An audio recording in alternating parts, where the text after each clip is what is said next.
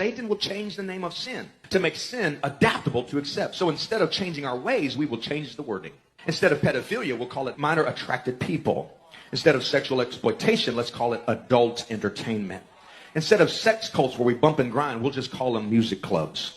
Instead of cults, we'll call them clubs. Instead of adultery, we'll call it swinging and open marriages. Instead of mental illness, let's call it gender dysphoria. Instead of gender mutilation, let's call it gender transitioning. Instead of fornication, let's call it intimacy. Instead of lust, let's call it love. Instead of calling it a spiritual battle of good and evil, let's call it political. Let's call it a phobia. Let's call it hate speech. Call it something else. We are not called baby killers. We're called abortionists. It's no longer sin. It's a complex. It's an addiction. It's a disorder. It's an obsession. So we don't feel bad about our sins. We change the name of them. And when we hear the truth preached, we feel conviction, but we condemn the preacher as hate speech.